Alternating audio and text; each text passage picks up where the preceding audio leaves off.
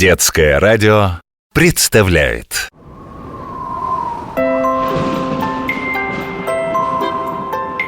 Будет утром тепло или ударит мороз, днем пойдет или вдруг дождь, или выпадет снег. Что нам ждать от природы? Вот главный вопрос. Точный прогноз хочет знать человек. В эфире программа о природе и погоде. Что происходит в природе? Знать мы хотим все о погоде. Сейчас. Надо сделать приемник погромче. Как хорошо, что на море можно слушать любимые радиопередачи. Лежишь, смотришь на небо, ветерок обдувает. И тут голос профессора Александра Виляева. Здравствуйте, друзья! Начинаем нашу программу. О природе и погоде. Ну зачем так кричать? Внимание! Важная информация для тех, кто отдыхает на Черноморском побережье. Это же я, Лариса Ивановна Бок, отдыхаю на Черном море. Ну и что вы мне скажете? На море сегодня ожидаются сильные ветры, возможно образование вихрей и смерчей. Это у вас в голове ветер, профессор. Погода восхитительная, изумительная. Ближе к делу не будем бросать слов на ветер. Лучше посвятим наш выпуск этому природному хулигану, этому задире и помощнику человека. О пользе ветра и его характере расскажет наша постоянная рубрика Ну, наконец-то! Явления природы. Все явления природы – это признаки погоды. В природе изменение называется явление. Без рук, без ног, по полю рыщет, поет да свищет. Никто его не видел, да всякий знает, когда он бывает. Это ветер? Ну что за детские загадки? Ветер не такое загадочное явление для современной науки. Это всего лишь перемещение воздуха над землей. Так, ничего себе. Кто же его перемещает? Давайте рассмотрим, как возникает ветер. Воздух на нашей планете нагревается крайне неравномерно. Это всем понятно. Сильнее всего воздух прогревается на экваторе, центральной широте Земли. Можно сказать, именно там зарождаются ветра и потом разносят теплый воздух по всей земной поверхности. Интересно, и какая от этого польза? Польза от ветра очень большая. Во-первых, ветер принимает участие в круговороте воды в природе. Чего? Воду-то его каким ветром занесло? Если бы не было ветра, тучи и облака так бы и висели над тем местом, где появились, и бесконечно изливались бы там дождем. Ой, я об этом даже не подумала. Какой ужас! Ветер – это, образно говоря, самый мощный миксер на планете. Он перемешивает разные слои воздуха, принося в города чистый лесной аромат, а из крупных населенных пунктов выдувает выбросы и загрязнения. А ведь правда. Еще ветер переносит семена растений на дальние расстояния и так поддерживает разнообразие флоры на всей планете. Ух ты! И помогает человеку в жизни. Да это даже мой внук знает. С помощью ветра люди с древности путешествуют по морям и рекам под парусами, перемалывают муку на мельницах. В настоящее время люди научились преобразовывать энергию ветра в электричество. Вот и получается. Прав был Александр Сергеевич Пушкин, когда писал: «Ветер, ветер, ты могуч, ты гоняешь стаи туч, ты волнуешь синее море, всюду веешь на просторе». Ветер – это вечный путешественник, кочевник, который может облететь весь мир. Увидеть его нельзя, но можно почувствовать. Да, согласна. Бывает ветер, который снимает с головы панаму и развивает волосы, а бывает и тот, что сбивает с ног. Только вот интересно, как измерить силу ветра? Во всем мире силу ветра измеряют по шкале Бофорта. Бофорт?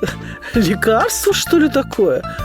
Ах, нет, это же... Фрэнсис Бофорт, английский адмирал, ученый и путешественник. Какой мужчина! Согласно шкале Бофорта, безветрие называется штилем. Это когда вообще ничего не дует. Ветер со скоростью 10 метров в секунду колышет листву, образует на море белые барашки и брызги и называется свежим ветром.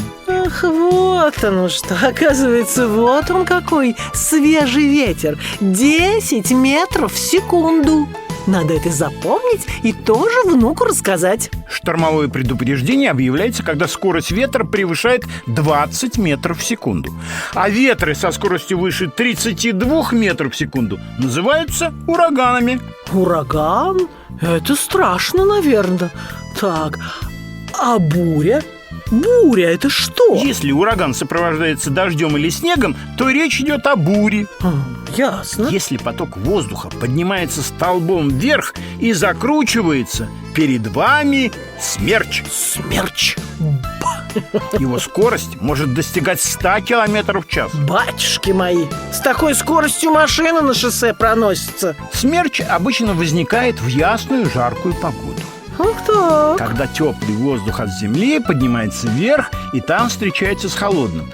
Такой воздушный поток как бы закручивается. Из него к земле опускается что-то похожее на гигантский хобот, который действует как пылесос, затягивая в себя все на своем пути. Голубчик, ну не надо нас пугать. Смерч состоит из воронки и стенок. Воздух внутри стенок может двигаться с бешеной скоростью. Вот это да.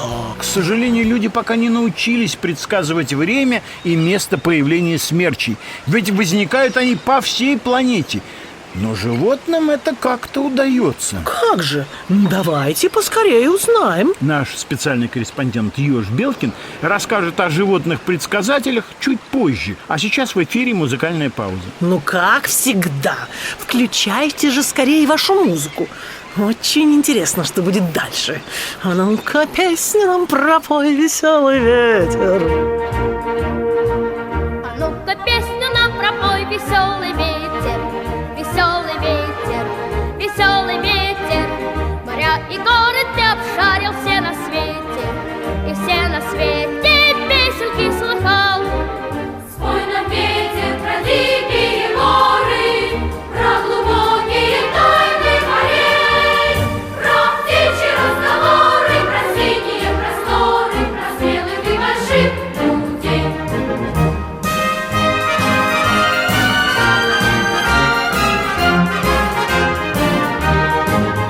Кто привык за победу бороться, с нами вместе пускай запоет. Кто песен, тот смеется, кто хочет, тот добьется, кто ищет, тот всегда найдет.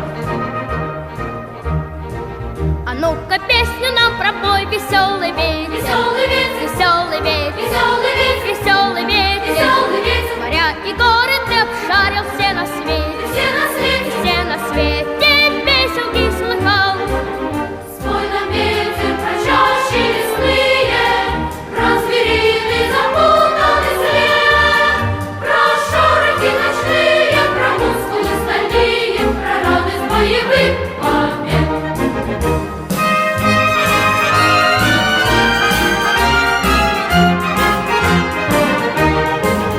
Кто привык за победу бороться, с нами вместе пускай запоет. Кто песен, тот смеется, кто хочет, тот добьется, кто ищет, тот всегда найдет. А ну-ка, песню нам пропой, веселый ветер, Веселый ветер, веселый ветер, веселый ветер, веселый ветер, веселый ветер, моря и горы ты обшарил все на свете, все на свете. все на свете песенки слыхал. Спой нам песню, чтоб в ней прозвучали все весенние песни земли, чтоб трубы заиграли, чтоб губы подпевали, чтоб ноги веселей пошли.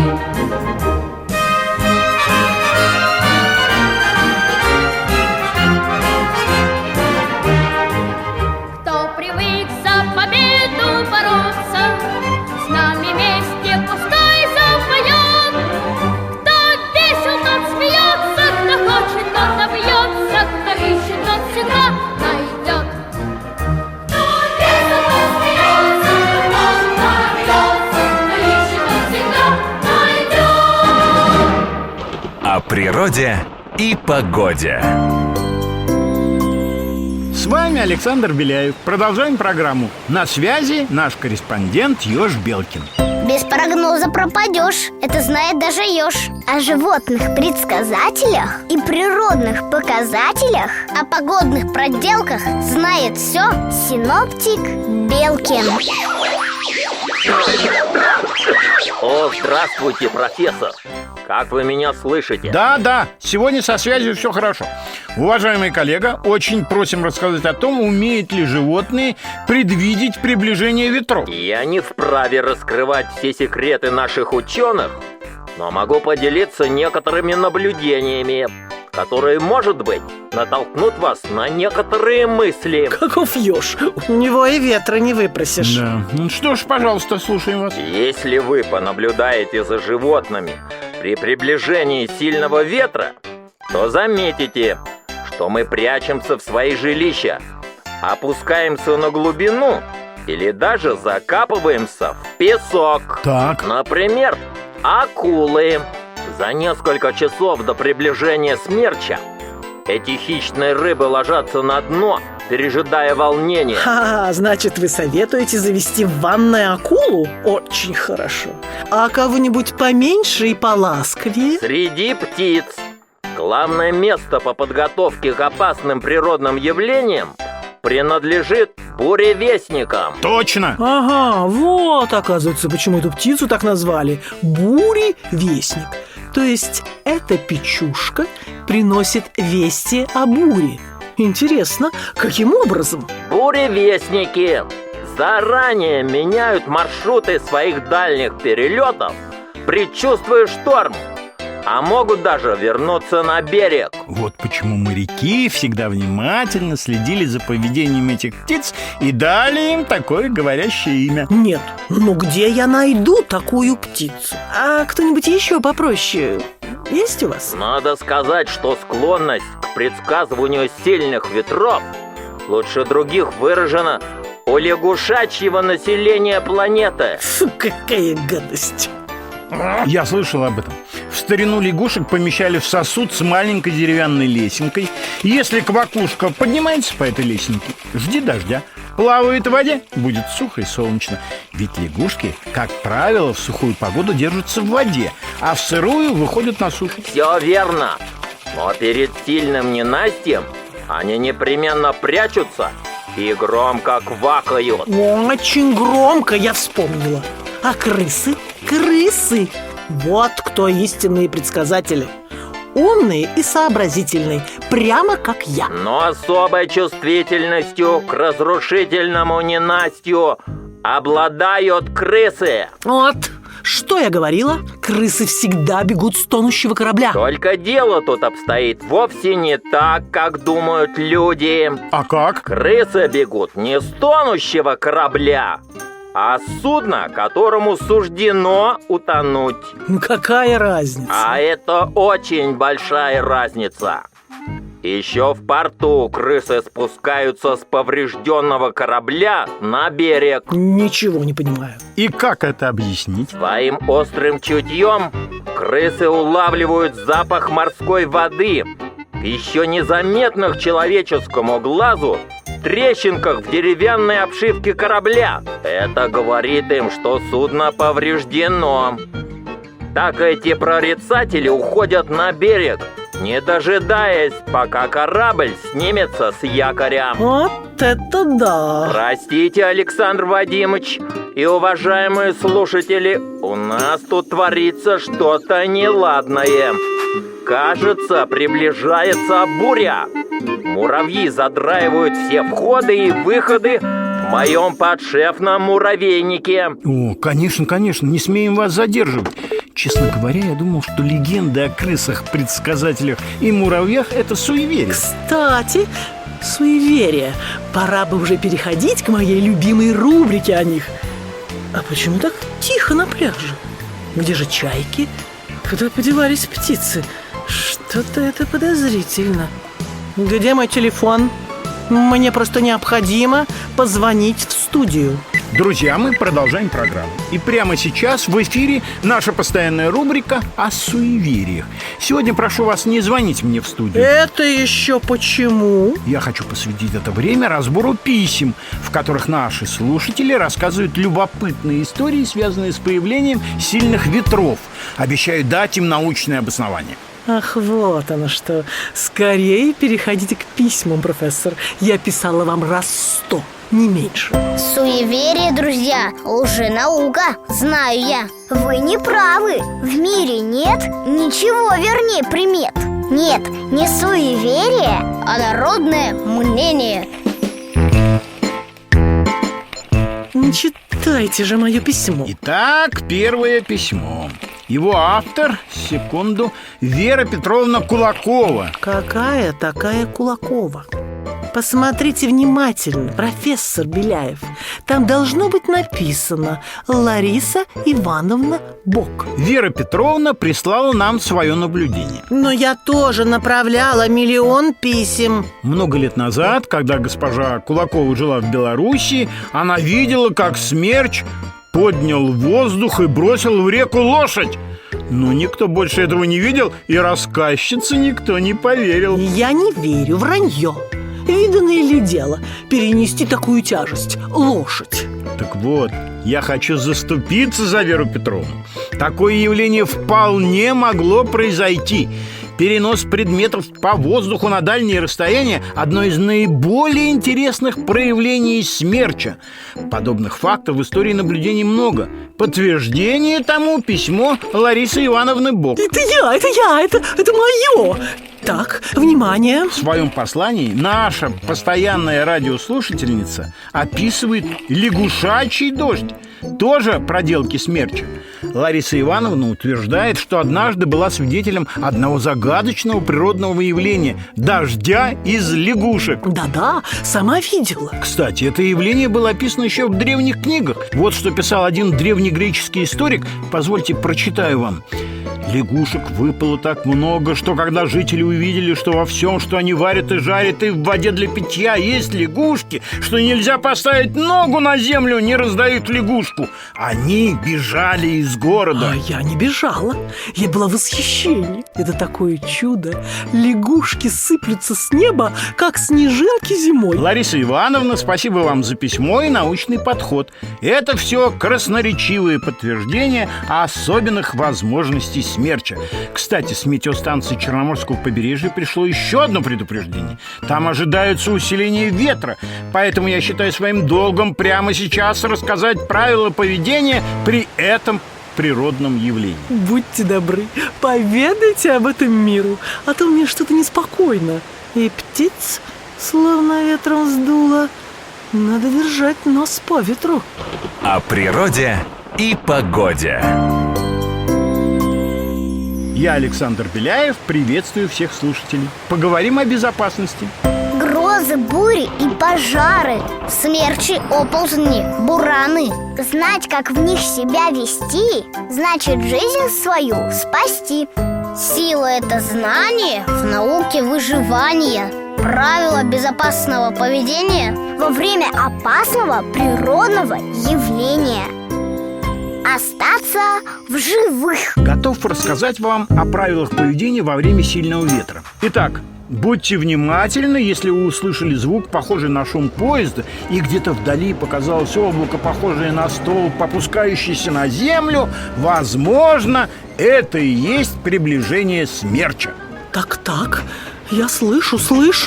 Вот же он, этот шум, похожий на проходящий мимо товарный поезд. Слышите? А вдалеке над горизонтом я вижу какой-то дым. Столб дыма, кажется, он движется. Это смерч. Что делать? Даже если вы думаете, что смерч еще далеко, без промедления отправляйтесь в наиболее защищенное место.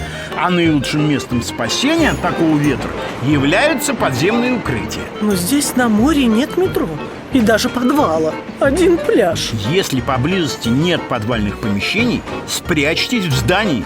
Постарайтесь оставаться на нижнем этаже в самой маленькой комнатке, подальше от окон и внешних стен. Для таких целей может подойти ванная. Бегу скорее в домик. Вот и он. А что же делать тем, кто оказался в машине? Если вы за рулем, правильно выберите маршрут. Если вихрь движется влево, направляйтесь вправо и наоборот. А может, лучше спрятаться под мост? А вот мосты и переходы не являются надежным укрытием. Ой, я дома. Сейчас сделаю все, что сказал профессор Беляев, и буду ждать новостей. Очень надеюсь, эта информация вам не пригодится, и смерч не занесет ваши края. Ну а если вы столкнетесь на улице с порывами сильного ветра, то лучше, конечно, бежать домой. Выбирайте дорогу подальше от старых высоких деревьев и рекламных щитов, потому что сильный ветер может их свалить прямо на вас. А дома закройте окна и форточки. Ну, хватит нас пугать. На этом рубрика о правилах безопасности завершена. Пора поговорить о других нужных и важных вещах.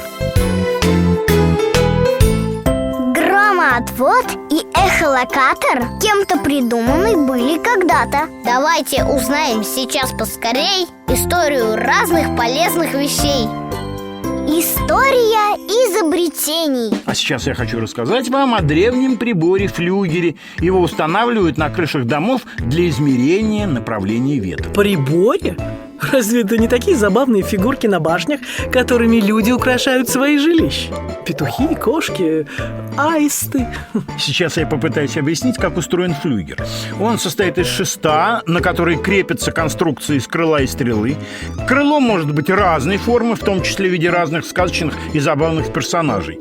С помощью этого крыла прибор поворачивается и встает так, чтобы стрела указывала направление, откуда дует ветер. А как узнать, откуда? Чтобы понимать направление ветра, каждый флюгер снабжен указателями частей света. Так это прибор.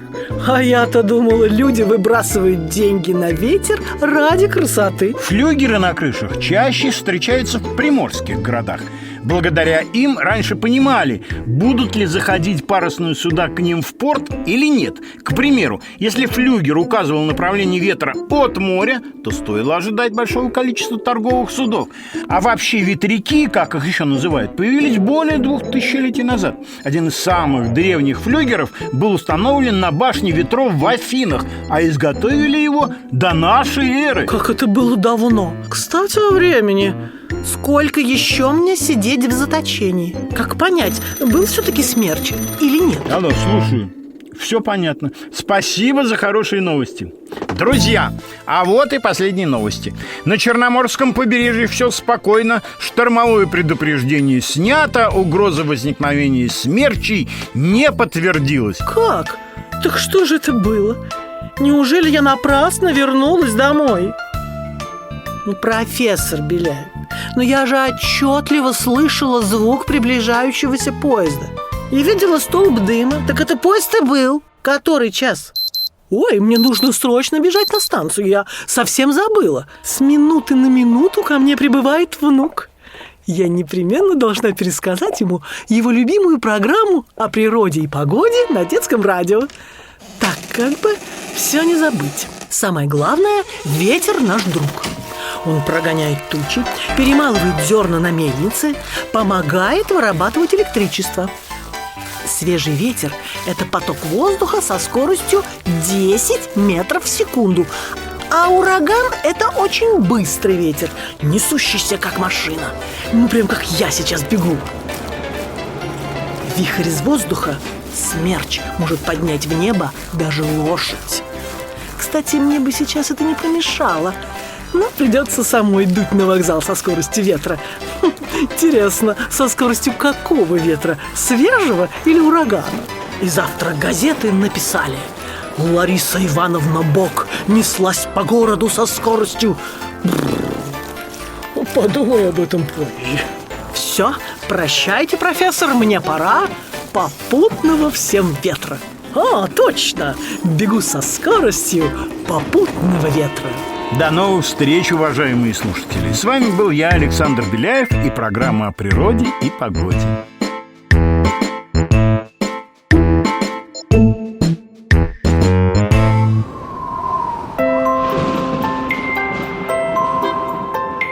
Будет утром тепло или ударит мороз, днем пойдет ли вдруг дождь или выпадет снег. Что нам ждать от природы? Вот главный вопрос. Точный прогноз хочет знать человек. В эфире программа о природе и погоде. Что происходит в природе? Знать мы хотим все о погоде.